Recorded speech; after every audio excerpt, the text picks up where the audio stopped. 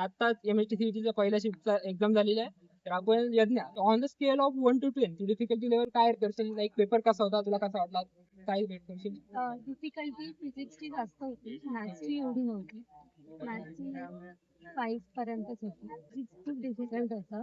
आणि केमिस्ट्री पण सगळं प्रॅक्टिकल होतं, म्हणजे न्यूमेरिकल जास्त काही नाही. अकॉर्डिंग टू यज्ञ आणि मागच्या आपण ज्या 2-3 स्टुडंट्सचा रिव्ह्यू घेतला, तिघांकडनं पण आपल्याला एक की पॉईंट कळतं की फिजिक्स डिफिकल्ट होतं, मॅथ्स मॉडरेट होतं आणि केमिस्ट्री मॉडरेट होतं. टाइम मॅनेजमेंट बद्दल काय सांगशील? टाइम मॅनेज झाला किंवा काही इश्यू आला तुला टाइम मॅनेजमेंट? टाइम एकदम मॅनेज झालेला आहे. टाइम प्रॉपर हो. ओके. जाणवलं का तुला का पर्टिक्युलर टॉपिक मधनं किंवा मॅथ्स मध्ये फिजिक्स मध्ये पर्टिक्युलर टॉपिकला जास्त वेटेज होतं, जास्त क्वेश्चन्स विचारले गेले, अशा अकॉर्डिंग काय होतं?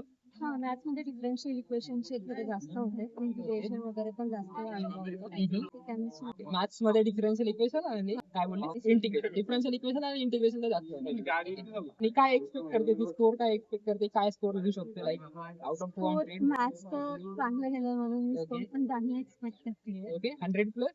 ओके ओके, नक्कीच 100 प्लस पर्सेंटाला चांगला स्कोर येतो.